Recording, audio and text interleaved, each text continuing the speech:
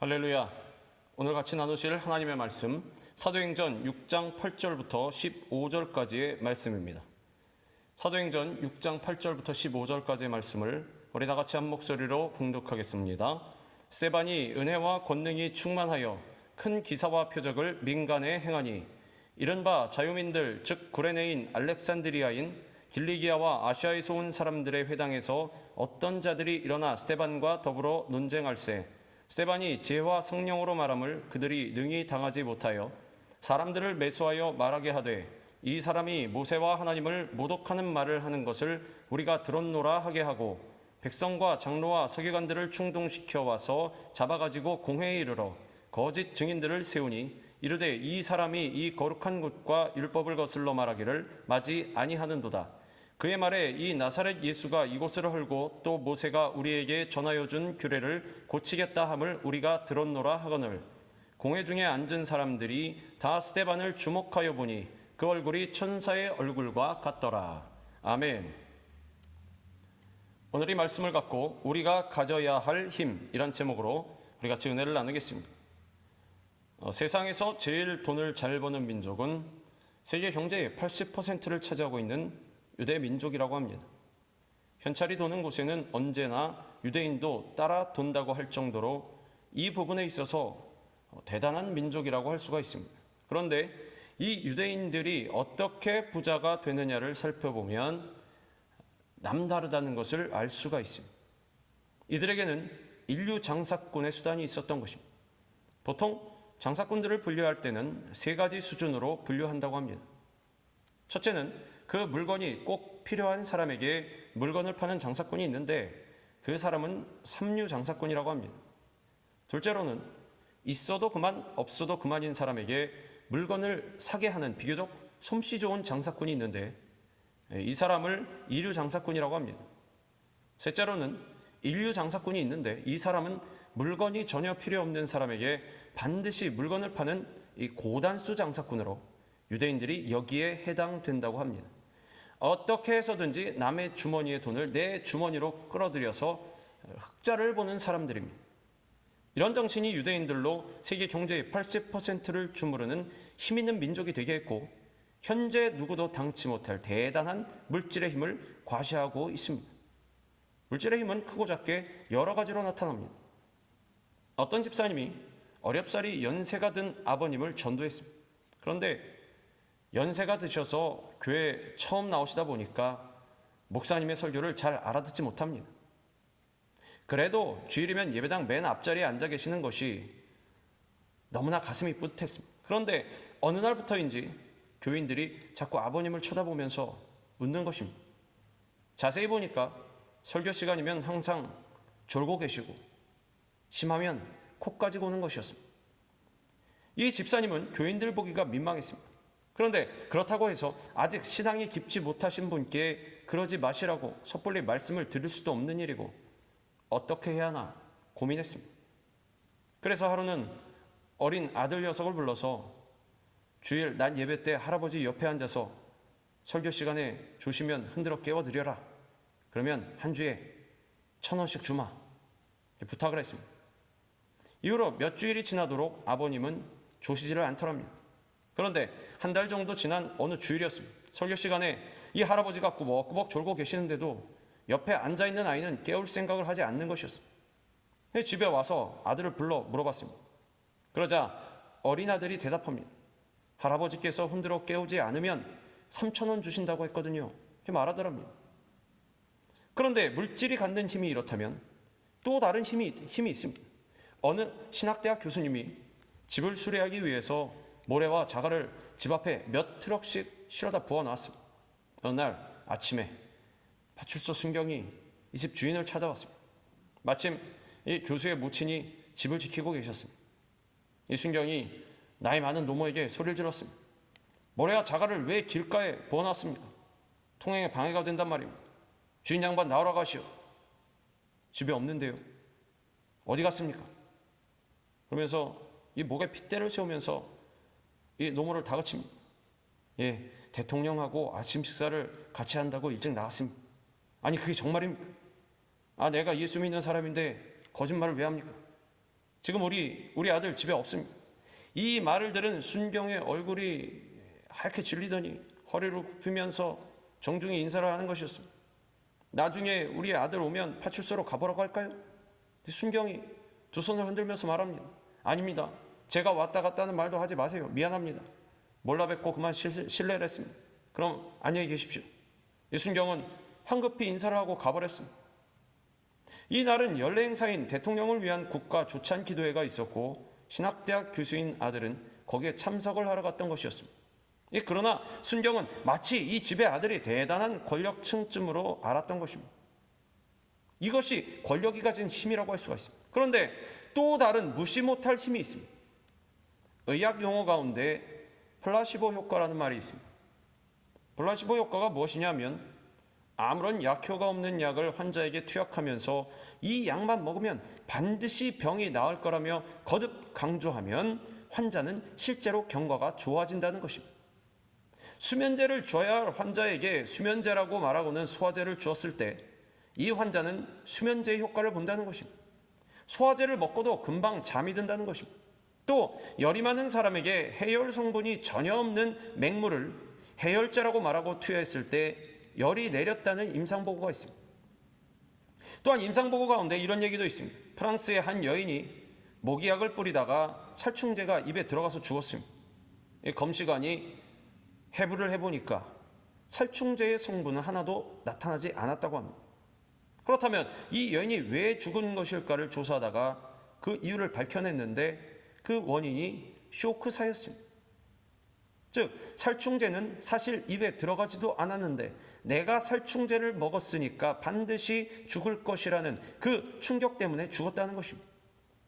약효가 없는 약을 먹고도 환자의 상태가 좋아지는 이유가 무엇이겠습니까?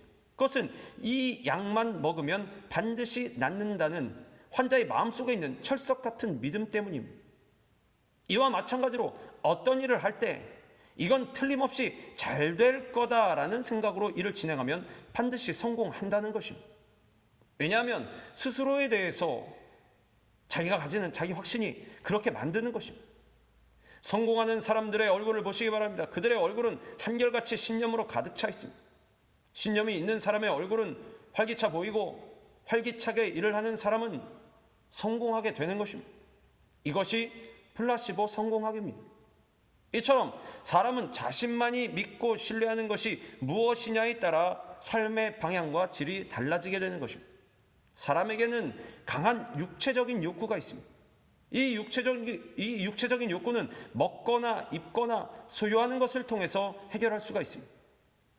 즉 세상에서 가질 수 있는 것, 그래서 많은 사람들이 도무지 감당하지 못할 정도의 힘이나 물질을 가졌다고 생각할 때 사람들은 세상 사는 재미를 느끼는 것입니다. 최고가 되었을 때 느끼는 만족감이란 이루 말할 수 없는 것입니다. 그래서 사람들은 권력을 좋아하고 재력을 좋아하고 명예욕에 빠지는 것입니다. 이것들이 잡다한 육체적 욕구들을 다 채워주는 것이기 때문입니다. 그러나 중요한 것은 이와 같은 육체적 욕구들은 동물의 세계에서도 흔히 볼 수 있는 동물적인 본능에 지나지 않는다는 사실입니다. 인간은 동물과는 다릅니다. 짐승과는 다른 것입니다. 인간은 동물과는 다른 영적인 존재이기 때문에 인간만이 가지는 더 중요한 욕구가 있습니다. 그것이 바로 영적인 욕구라고 할 수가 있습니다. 인간이란 단순히 무엇을 더 먹을까, 무엇을 더 입을까, 무엇을 더 가질까 하는 저급한 욕구에서 벗어나서 어떻게 살아갈 것인가 라는 저 높은 생각을 할 줄 아는 존재라는 것입니다. 그리고 이것이 바로 하나님이 창조해 놓으신 참된 인간상입니다. 여러분은 무엇으로 인해 세상 사람들이 나를 향해서 저 사람만큼은 도무지 당할 수가 없다는 말을 듣기를 원하십니까? 육체적인 힘입니까? 아니면 막강한 재력입니까? 아니면 정신력 하나만은 대단하다는 소리를 듣기 원하십니까? 아니면 정치적으로 높은 지위나 모든 사람이 우러러보는 명예입니까? 그런데 이런 것들은 다 세상 사람들이 듣기 좋아하고 듣고 싶어 하는 말들이라는 사실입니다.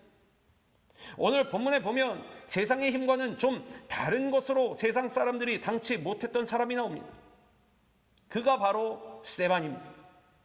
중요한 것은 세상이 당치 못할 그의 힘이 무엇이었느냐 하는 것입니다. 그것은 재력도 정신력도 권력도 아닌 영적인 힘이었습니다. 우리도 오늘 정말 들어야 할 말이 있다면 신앙적인 면에 있어서 저 사람만큼은 당할 수가 없다는 말을 들을 수 있어야 하는 것입니다. 그리고 이것이 바로 우리가 바라는 영적인 힘인 것입니다. 오늘 본문의 배경은 스데반이 복음을 전하다가 사람들의 중상모략을 받아서 공회 앞에 신문당하는 장면입니다. 그런데 이상한 것은 스데반이 골리앗과 같은 무력을 행사한 것도 아니요 재력이 넘치는 사람도 아니었습니다. 막강한 권력을 갖고 있는 사람도 아니었습니다. 그럼에도 성경은 10절을 통해서 스데반이 지혜와 성령으로 말함을 저들이 능히 당치 못하였다라고 말씀하고 있습니다. 저들이 누굽니까? 예루살렘 성 안에 있는 지체 높은 종교 지도자들인 바리새인, 서기관, 율법사들과 백성의 장로들이었고, 스데반을 죄인으로 모으는 여론을 만들기 위하여 돈으로 매수된 거짓 증인들과 거리에서 동원된 수많은 군중들이었습니다. 그런데도 실상 자기들이 가졌던 재력이나 권력이나 이 지력이나 무력 등 그 어떤 힘으로도 능히 한 사람인 이 스데반을 당치 못했다고 하는 것입니다. 도대체 무엇이 스데반이 갖고 있었던 당치 못할 힘이었다는 것입니다. 그것은 바로 그의 신앙, 즉 영적인 힘이었다는 것입니다. 그렇다면 그의 속에 가득한 영적인 힘이 어떠했느냐? 이것은 본문 15절을 보면 알 수가 있습니다. 스데반을 주목하여 보니 그 얼굴이 천사의 얼굴과 같더라. 사람들은 환경이나 여건에서 용기를 얻어보려고 할 때가 많이 있습니다. 나약함과 불안과 두려움이 환경으로부터 온다고 생각하는 것입니다. 그래서 환경이 바뀌면 괜찮을 것이라고 생각해서 직장도 바꿔보고 풍수지리도 따져서 거처도 옮겨보고 그렇게 합니다. 심지어는 더 나아가서 남편도 갈아치워보고 아내도 바꿔봅니다. 그러나 소용없는 것입니다. 불안한 사람은 항상 불안하고 두려움에 떠는 사람은 항상 두려움에 떨고 근심 걱정에서 벗어나지 못하는 사람은 무엇을 바꿔도 마찬가지입니다. 구중궁궐에 있어도 무섭고 막막한 것입니다. 반면에 지혜로운 자는 자기 확신에서 용기가 난다고 생각합니다. 환경은 보잘것없으나 그럼에도 불구하고 라는 자기 확신에서 용기가 생기는 것입니다. 또한 가난함에도 불구하고 평안한 사람이 있습니다. 몸이 병들었음에도 불구하고 삶의 용기가 충만한 사람이 있습니다. 이와 같이 비록 환경이 어렵다고 해도 그럴수록 오히려 역설적으로 더 큰 힘을 내는 사람들은 무언가에 자기 확신이 있기 때문에 가능한 것입니다. 예나 지금이나 무릇 약한 자는 변명이 많습니다. 나는 가진 게 없기 때문에, 가난하기 때문에 약해질 수밖에 없는 것이다 라고 자기 합리화 내지는 변명을 합니다. 사실 거두절미하고 그냥 용기가 없는 것입니다. 그렇다면 용기의 뿌리는 과연 어디에 있는 것입니까? 용기와 담대함의 뿌리는 오직 신앙 안에 있는 것입니다. 보십시오. 어떤 환경에 처하든지 신앙이 두터운 자는 용기가 있습니다. 신앙이 흔들리지 않는 자는 어디서나 강할 수가 있는 것입니다. 톨스토이는 신앙은 인생의 힘이다 라고 외쳤고, 아인슈타인은 나의 연구하는 전 생애를 통하여 모든 고난에서 실망치 않은 것은 오직 신앙의 힘이었다라고 간증하고 있습니다. 칼라일이라고 하는 사람은 위대한 신앙을 가진 민족은 위대한 국가를 건설한다고 했습니다.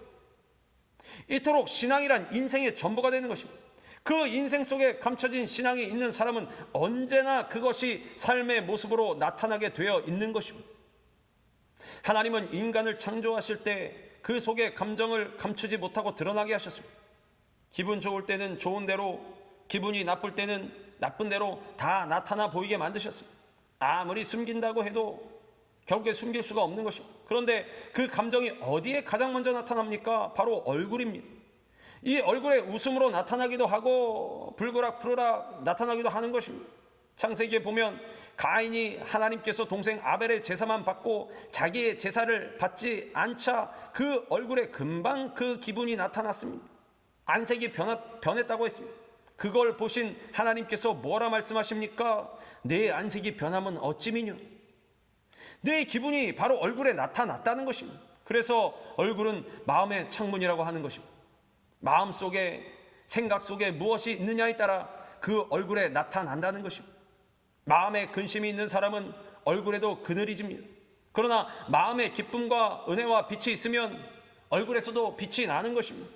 마음은 썩어가는데 어찌 얼굴을 빛나게 할 수가 있겠습니까? 마음의 모양대로 얼굴의 모양도 변하는 것입니다. 스데반의 얼굴이 천사의 얼굴과 같더라는 말씀은 그의 마음에 숨겨진 영적인 힘이 가져다주는 외적인 표식이 되는 것입니다. 사도행전 7장에도 나옵니다마는 공회라고 하는 곳은 사람을 죽일 수도 있는 집행권을 가진 곳입니다. 그 살벌한 장소에서 그 많은 힘 있는 사람들 앞에서, 수많은 군중들 앞에서 아무도 당치 못할 지혜 있는 말을 쏟아낼 수 있는 능력과 천사와 같은 얼굴로 나타나는 그의 힘이 어디로부터 온 것이겠습니까? 바로 꺾이지 않는 신앙으로부터, 예수 그리스도를 절대적으로 믿고 의지하는 믿음에서부터 온 것입니다. 예수님은 우리에게 분명히 말씀하셨습니다.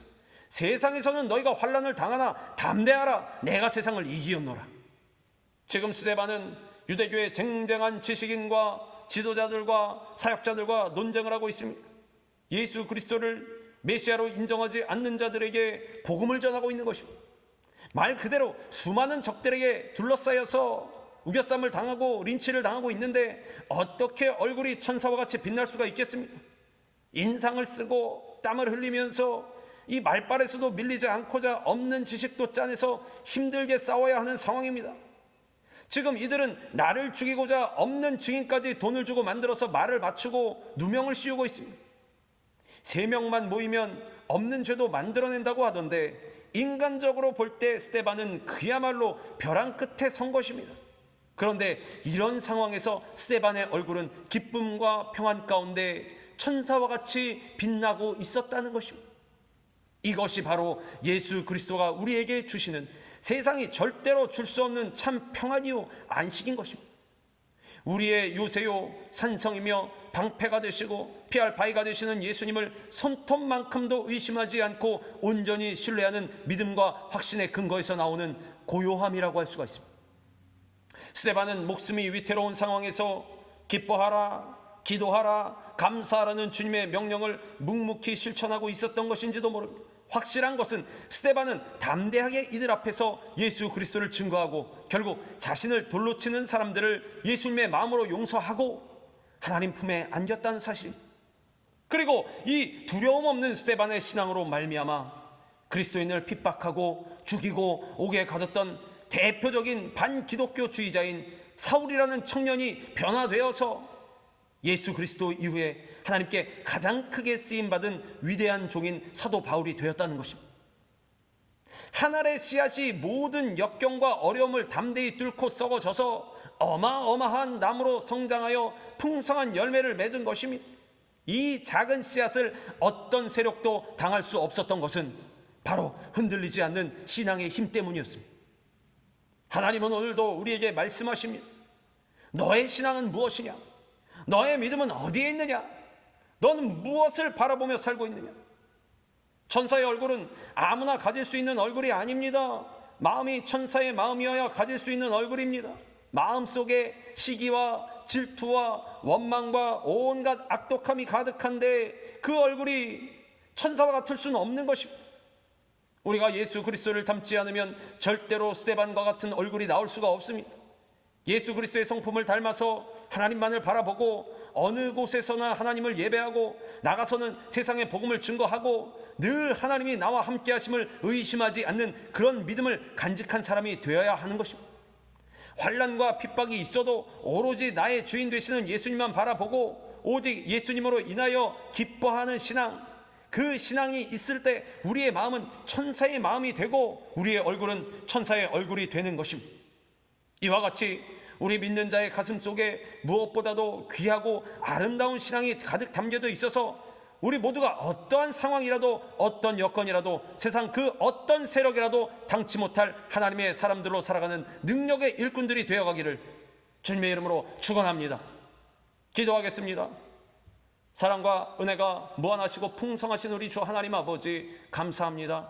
우리 모두가 이제 스데반과 같이 그 신앙이 반석과 같이 되어서 절대로 세상의 풍파 가운데 흔들리지 아니하고 우리 하나님만 바라보고 예수 그리스도의 성품을 닮아서 주님께서 인정하시는 승리의 삶을 살아가는 우리 모두가 되게 하여 주시옵소서. 세상에 다른 힘을 추구하지 아니하고 오직 주님을 향한 이 신앙의 힘을 간직하며 나아가는 우리가 되게 하여 주시옵소서. 예수 그리스도의 이름으로 감사하며 기도드리옵나이다. 아멘.